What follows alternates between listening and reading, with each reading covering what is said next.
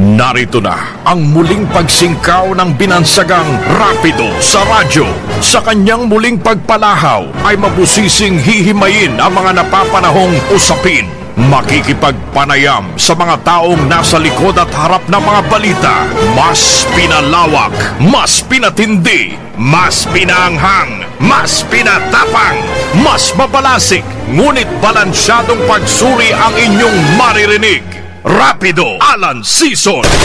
Isinilang upang ipagtanggol ang kabutihan laban sa kasamaan. Rapido Alan Season. Walang puwang ang kabuktutan, kasinungalingan at pagkamal sa kaban ng bayan. Rapido Alan Season.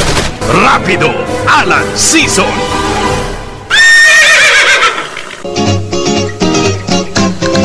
Itanlara!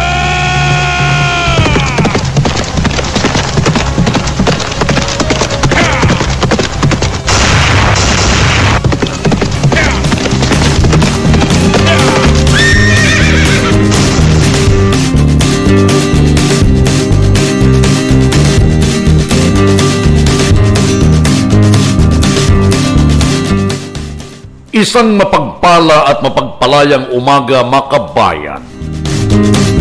Muli pong sisingkaw sa simpapawid ang inyong rapidista Rapido Alan Season. Muli pong rarapido sa matiwaling opisyal ng gobyerno maging pribado manasagot sa anumang katiwalian.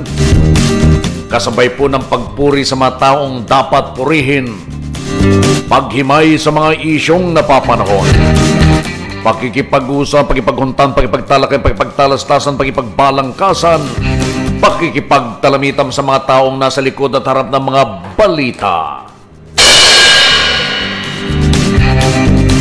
Makabayan, kayo ho'y nakikinig dito sa inyong programa, sa inyong himpilang IWRR, International Web Radio Rapido.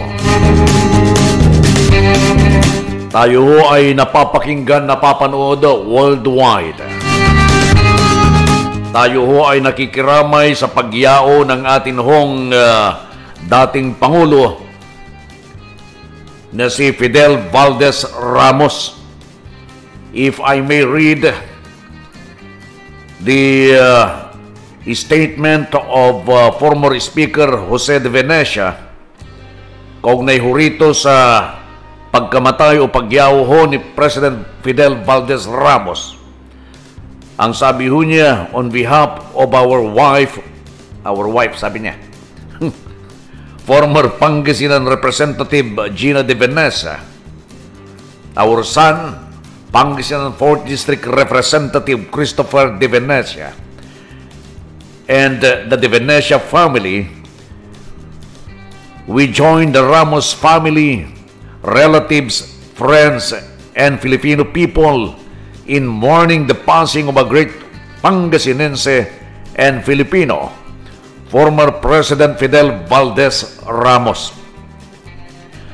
As a hero of the EDSA People Power Revolution and veteran of the Vietnam and Korean Wars, former President Ramos served our country with great distinction as a decorated military officer who eventually became Chief of Staff of the Armed Forces, Secretary of National Defense, and President of the Philippines.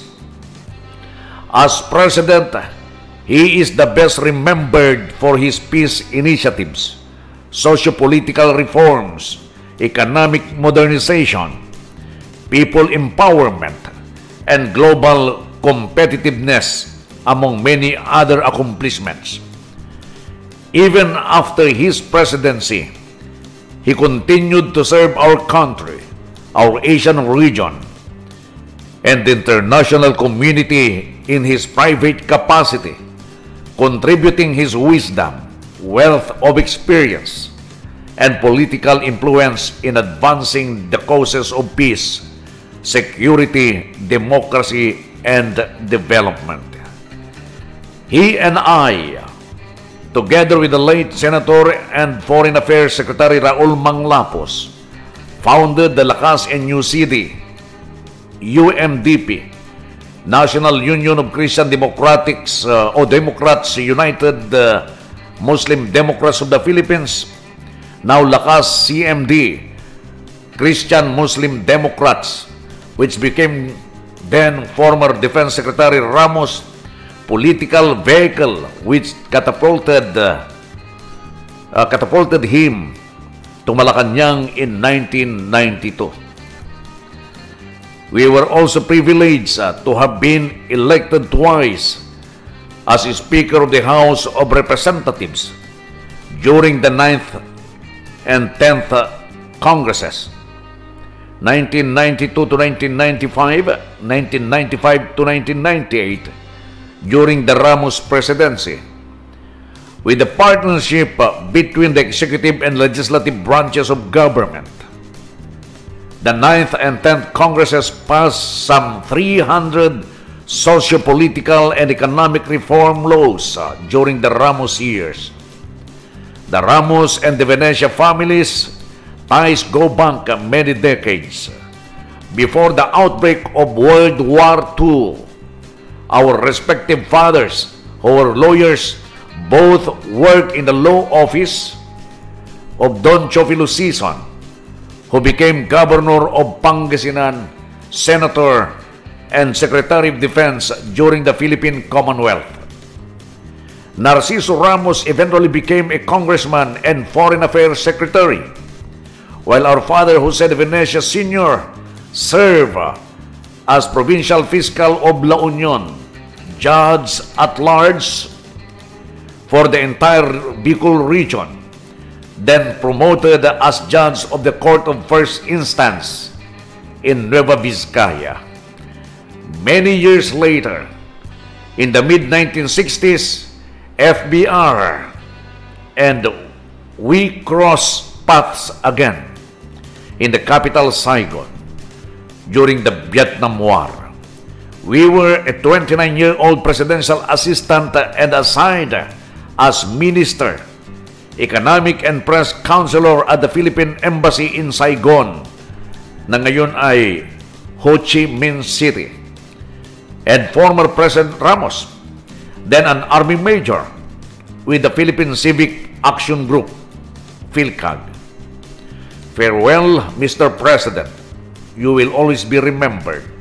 Mga kaibigan, binasa ko ho yung statement ho ni former Speaker Jose de Venecia. Tayo ho sa IWRR ay nakikisimpatya sa pagyaw ho ng ating dating Pangulo. Sa ayaw at sa gusto ho natin, marami ho siyang nagawa sa atin hong bansa. Although marami din ho ang controversy na kanya hong kinaharap. Ang lahat ng ito, mga kabayan, ay babaunin ho sa hukay ng ating dating Pangulo. Goodbye, Mr. President.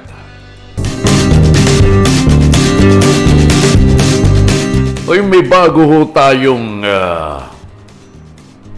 may encounter naman ho na sakit, mga kabayan. Kung nagkaroon ho ng FMD mula sa baboy, nagkaroon ho ng birds flu mula sa mga ibon, nagkaroon ho ng may tinatawag na chicken pox mula sa mga manok, syempre. Meron hong tinatawag na monkeypox. Mahilig pa man din ako sa monkey. Ano ho? In fact, ako ho ay may pinagsabihan na kung merong magpapaalaga ng unggoy, ay dalhin sa akin. Hindi taong unggoy, ha? Literal na unggoy. Kasi ho, mapagmahal ako sa unggoy, mga kaibigan. kinukuha na naman ho natin ng permiso yan sa Department of Environment and Natural Resources. Isa lang naman ho. Yun. So, ang sinasabi ho mga kabayan, ay nakapasok na daw ho sa ating bansa ang sakit na monkeypox. Ito ho ay makaraang magpositibo sa nasabing nakakahawa daw ito, nakakahawang sakit mga kabayan. Nagpositibo daw ho yung 31 anyos na Pinoy na galing ho sa ibang bansa. Dumating ho siya sa bansa mga kabayan noon hong June 19. Wag na natin banggitin yung pangalan ho. Ito'y sinasabi ho ng Department of Health, DOH. At ang maging ang bansang pinanggalingan ho nito mga kabayan, doon ho ay talamak na daw ho. Ayon ho kay DOH Officer in Charge Maria Rosario Vergere, naka-recover na ho ang Pinoy. Mabilis umanong na-detect ang monkeypox sa pasyente at ito ay sa pamamagitan ho ng surveillance system mga kabayan. Mabilis daw ho na na-isolate ang pasyente para hindi kumalat ho yung sakit. Mabuti naman. Ano ho? So, hindi ho naggrabe. Alam ho ninyo, ang itsura ho nung monkeypox ay parang chickenpox din ho, mga kabayan. Bulubulutong din ho ang tutubo sa buong katawan mo. Yun ho. So, kapag nakakita ka, may mga siltong-siltong na sa mukha mo, pumunta ka na ho sa doktor. Baka ho yan ano na ho yan? Monkeypox, mga kabayan. Ngayon, kung galing ho sa ibang bansa, well, hindi naman ho makakatawid ang monkey sa dagat, mga kabayan. Ano ho? Unless ho na ito ay isakay, o may makapagsakay, o sumabit sa barko, o pwede ho yan, mga kaibigan. Hindi naman ho basta-basta magsasakay sa aeroplano. So, mas malamang, kapag nakawala ang monkey o galing doon sa pinanggalingang bansa, ay bigla na lamang hong sasama ho yan sa isang barko, magtatago sa barko ang monkey, pwede ho yan na makarating dito. Ganun ho, mga kaibigan. So, sinasabi ho, mga kabayan ko, na naka-recover na ho yun, yung Pilipino, mga kabayan ko. Mabilis din naman ho na nagsagawa ho ng contact tracing ho ang DOH sa mga nakasalamuha ho ng Pilipino para mapigilan ho yung transmission. Siyempre, kung galing na ibang bansa, mabuti kung nasundan lahat ho yun. Yung mga pasahero, isang eroplano, hindi lang yung isang eroplano. Kung pagdating mo, kung kunwari, galing ka ng Hong Kong, I'm not mentioning the place kasi hindi naman ho kasi minensyon kung saan ho siya galing. Kunwari, nasa Hong Kong ho siya. Lahat ho ng mga nakasalamuhan ho niya na pasahero dun sa airport na pinanggalingan ho niya, pwedeng sumakay sa ibang airlines, papasok ho ng Pilipinas. Pwede ho na makahawa doon. Hindi lamang ho yung mga nakasama ho niya sa isang eroplano. So, kung tutusin, mga kabayan ko, hindi ho nasundan ang lahat ng mga pasahero that day. Paglapag ho niya sa eroplano, mga kabayan ko, yun hong mga pasahero na galing din ho sa iba't ibang eroplano dyan sa NAIA, pwede rin ho, posible ho yan. Lalo na pagpila-pila doon sa immigration. Papalabas ho, mga kaibigan,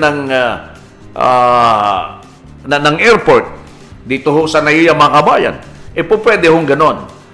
Ang sinasabi ho, mga kaibigan, na kompleto na umano ng DOH ang case investigation at identification ng close contacts, mga kabayan. Yun ang sinasabi nila, pero hindi nila naisip yung iniisip ko. Nang tinitignan lamang ho nila yung nakasama ho niya sa aeroplano. How about the others? Na hindi ho galing doon sa kanya aeroplano pero nakasabayan ho niya doon sa airport, doon sa kabilang bansa, at pagpasok ho dito sa airport ho natin. Na-trace ho ba yun? So yan, may dapat ingat pa rin ho tayo, mga kabayan. Ayon ho sa World Health Organization, WHO. Ang mga sintomas daw ho ng monkeypox ay lagnat, pananakit ng katawan, at mga sugat sa balat na may nana. Nagnanaknak ho. Ano ho?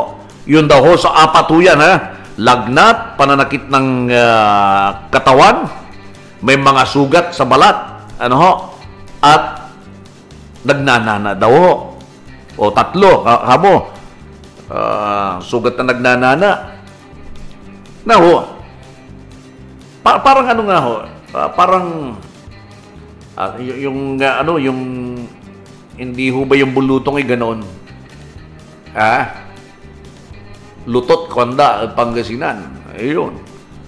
So, kapag nagkaroon ng gano'n ng isa sa inyo, agad ho kayong pumunta sa sa doktor, dermatologist, para masuri ho, mga kabayan. Ang mga madaling, o mga dinadapuan ho ng monkeypox sa mga kaibigan, yung mga nauna na ho nadapuan, ay nakaka-recover ho sa loob ho ng 2 hanggang 4 na linggo, so isang buwan, mga kabayan. Naililipat ang sakit sa pamamagitan ho ng pakikipagtalik. Kayong katulad ko mga barako, huwag magipagtalik sa magaling abroad. Yun daw ho. Ano to? Pananakot? Para wala nang makipagtalik sa sa hindi mo partner. Yun naililipat daw ho mga kaibigan yung sakit na to sa pamamagitan ho ng pakikipagtalik. Intimate skin-to-skin contact sa mga may pantal-pantal na balat at paggamit ho sa kontaminadong damit o kumot. So may hirap ho ngayon ng bumili ng ukay-ukay. Babagsak ho ang industriya ng ukay-ukay ngayon.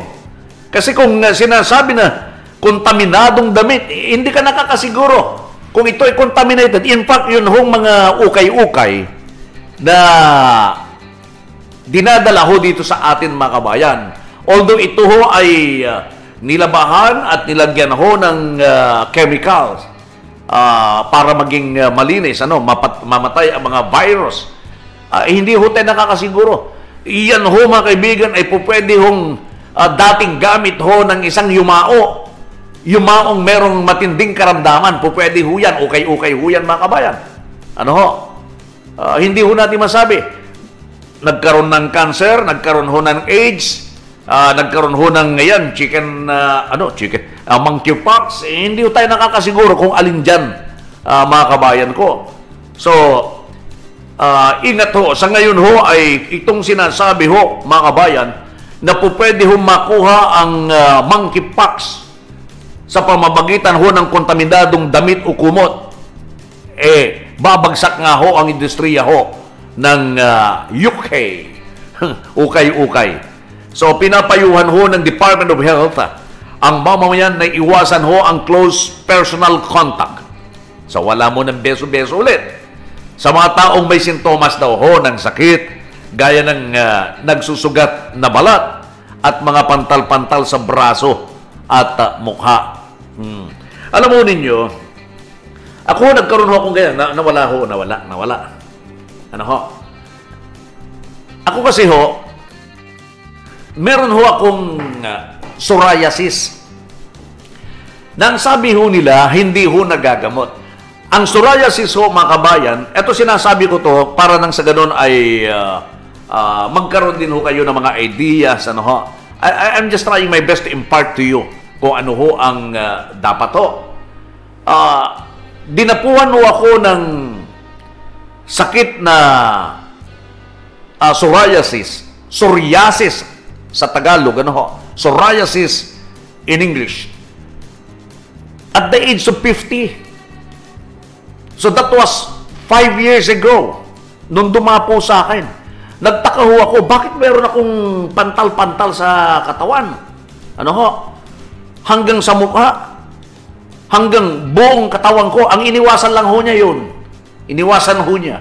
Buong katawan ko, I was hospitalized. Matagal, pag na-hospital ho ako, 1 week, pabalik-balik ho ako sa hospital. gumastos na ako ng daang-daang libo sa iba't ibang dermatologist because yung unang dermatologist ko, hindi ho niya nakuha. Kung ano-ano ang pinapatik sa akin, ano-ano ang pinapaahid ko, hindi ho niya nakuha, mga kaibigan. Wala. So, nandyan.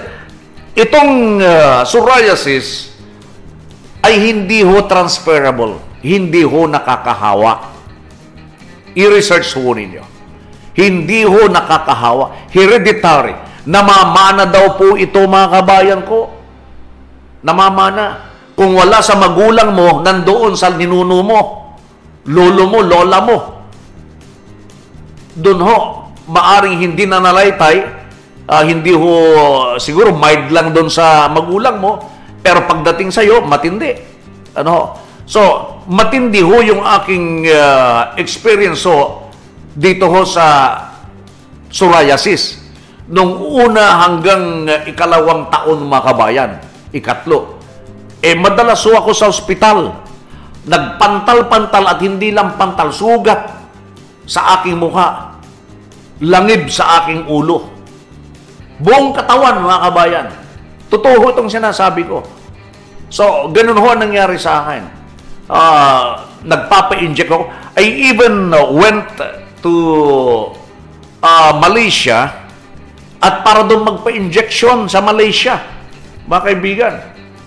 Sabi ko, hindi ko matatanggap na meron akong ganun na bumaba ko yung confidence sapagkat sabi ko, ano ba nagawa ko at magkaroon ako ng parusang ganire. But I will leave it to you, my Lord, kung ano itong binigay mo sa akin. Pero alam mo, marami pa akong magagawang kabutihan. So, linisin mo itong aking katawan, Lord. Ibigay mo sa akin yung tama na pakikitungo sa tao. Kasi paano ka makikiharap sa tao? Nung una ho, hindi ho ako lumalabas. Ayaw ko magpakita kasi ako mismo hindi ko na-appreciate yung aking katawan. How much more pa ibang tao? Pandidirian ka. Pero, yung mga hindi ho nakakaalam na ang psoriasis ho ay hindi ho nakakahawa. Until such time na somebody came into my office, ang sabi ho niya, "Sir, meron kayong psoriasis." Ano po? Sabi sa akin. Napansin ho niya kasi, mga kaibigan, na meron ho akong parang scars na lang at kuminsan meron hong tumutubo na bago. So, yes, kako meron. Sir, meron ho akong yan. Tingnan nyo itong katawan ko. Sabi nga gano'n niya. Babae ho yan. Pinakita niya sa akin. Naging puti-puti na lamang ho yung pinagmulan ho ng sugat ho niya. So, anong ginawa mo? Ang sabi niya, marami na rin ho akong pinuntahan, Dr. Sir. Marami na akong gamot. Di ba sabi nga nila, hindi naman talaga nagagamot ang psoriasis eh. Nandyan na yan eh. Ipapamana mo din yan eh. Namana mo, ipapamana mo rin. Sa dugo eh. Yun ho yung sinasabi.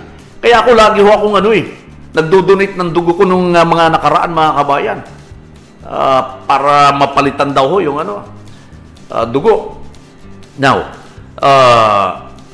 sinabi ho niya sa akin kung ano ho ang gagawin. So, lahat, pati dahon ho. Lahat ho ng klaseng dahon na sinasabing ito ho ay makakagamot, mga medicinal plants, mga kaibigan. Sinubukan ko na hulat yan, pampaligo ko, etc. Lahat ng klaseng dahon na sinasabi ho na po pwede. Wala ho. Yung malit lang ho na gamot na you'll just be using that in 1 week na 2,000 pesos ang isa. Hindi ho umubra eh. So, meron ho akong ginamit na tinuro ho nung nagpakita sa akin ng kanyang psoriasis. So, ako na ho nagtitimpla. Sinabi ho niya sa akin kung ano yung titimplahin at paano timplahin. Dinoble ko ho yung timplada. doon sa sinabi ho niya sa akin. So ako na hong gumagawa ng aking lotion. So ito ho yung kinalabasan. Wala ho. Ako nagtitimpla ng lotion ko, mga kaibigan. Lahat buong katawan ko, nawala ho yan. So maintenance ko na lamang, wala na ho akong gamot tungkol ho dyan, mga kaibigan. Kapag nakaramdam ka ng pangangati ng katawan, mag-take ka lang na ho ng kontrakati. Hindi ako magme-mention ng pangalan ho ng produkto. Ano ho? Kasi baka mamaya nag-mention ho ako, may nangyari sa inyo, kasalanan ko pa. Kaya wala ako mine-mention. So kayong mga may psoriasis, just come to me at dito ko i-discuss sa inyo. Tutulungan ko kayo sapagkat natulungan ho ako. So gusto ko ho na punong-puno ho yan nun, mga kaibigan. Ang dami ho. So nawala ho yan, pumuti ho. Hanggang sa mukha ko ho, mga kaibigan, talagang punong-puno ho yan. Lahat ho yan. May mga pictures ho ako na talagang punong-punong buong katawan ko. So, yun ho, mga kabayan ko. Salamat dun sa nagturo sa akin, madam. At talagang napakahusay ko ng inyong natuklasang gamot. At yun ang aking ginagamit. Hanggang ngayon, yun ang pinaka-lotion ko. Ako nagtitimpla, mga kaibigan. Hindi ko na kailangan si Doktora Nise. Hi, Doktora. Laki na ng gastos ko, Doktora. Ako rin pala makakadiscover na para sa akin. Pero anyway, salamat, Doktora. Doktora Fernandez. Doktora Rosario. Mga dermatologist ko. Talagang sinubukan ko halos lahat eh. Sabi ko nga sa inyo dito sa Pilipinas, mga kaibigan, napakarami hong dermatologist ang aking napuntahan. Hanggang sa ako ho ay nag-decide na pumunta ho ng Malaysia at dun ho nagpaturok ho, mga kaibigan, nagpa-inject ho ako ron. At meron din ho silang gamot na binigay sa akin. Wa effect. Wa effect. At syempre, ang panalangin, number one din ho dyan, mga kaibigan, ang panalangin. Okay? So, ito ho, mga kabayan ko, itong sakit na monkeypox, yun hong mahusay na pagsubaybay ho ng Department of Health sa mga taong pumapasok ko sa bansa sa ngayon na biglang nagkaroon ho ng ganyang sakit, mga kaibigan. So, dapat ho, paigtingin ho, yun hong pagmamanman sa mga pumapasok ho doon sa bansa na pinanggalingan ho nung nagkaroon ho ng monkeypox. Kung mapapabuti ho, mga kaibigan, yung surveillance system, mas maganda hong gawin ho ito. Hindi na dapat ho na mauulit, mga kaibigan. Yun ho nangyari sa atin nung January 2019 na masyadong nag-relax ho ang DOH. Kaya grabe ho ang pumasok na pasyente rito ng COVID-19. Ano ho? Galing ho sa China ho yun, nag-iisang babae noon, mga kaibigan. Ano ho? Dapat lamang ho na magpatuloy ho ang DOH sa masigasig ho nilang pagmamanman. Mas pinaanghang, mas pinatapang, rapido, Alan Cesar.